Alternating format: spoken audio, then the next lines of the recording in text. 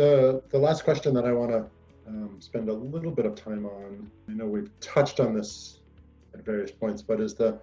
relationship between strategy development and strategic thinking as an organization, and these kind of partnerships and relationships as a tool for advancing a strategic direction. Well, one of the things that's nice about having a recently updated strategy is often that strategy can lead to conversations about, should we entertain a merger? So based on whatever the goals or objectives are that come out of that process, and a realistic assessment of the strengths and gaps in an organization, that may help inform whether or not to approach other candidates, or even what types of candidates to approach, to say, hey, in order for us to really carry out the strategy, we need to do so in partnership. On the flip side of that, on the other end of the process, I think once organizations come together and have a chance to settle some of the more nuts and bolts operational pieces, getting that new combined board and leadership team together to think about, all right, now how are we really going to do this together? What's our long-term vision of how to bring this together? How are we reprioritizing so that we make sure that we're stewarding this combined effort in a positive way can be really powerful.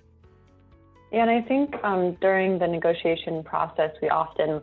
lay the foundation for those conversations, but it's often a really great step for new staff and new board members to come together and have these high-level strategic conversations and think about the exciting future of the new organization. I've had a client who worked together on a partnership, and they came together because one of the groups had done a strategic plan and was publicizing it or holding kind of a town hall meeting, and the other organization was at that meeting and realized that one of their initiatives was something that overlapped with what the other organization did. And so they approached the organization and said, hey, it looks like you're going to be doing the same kind of work that we're doing or something very similar. Why don't we talk about how we can work together? And they ended up actually going through a full-on merger. And so I think the strategic planning process is really, really key, but also communicating that to your community and your peers, because it sort of signals to everyone what you're working on and what your priorities are. And so it helps other organizations understand where there's overlap,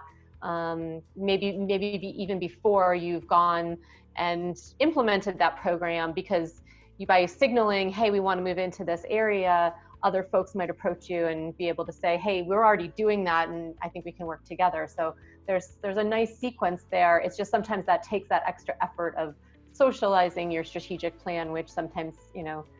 can feel very arduous at the end of a strategic planning process, but I think it's very worthwhile.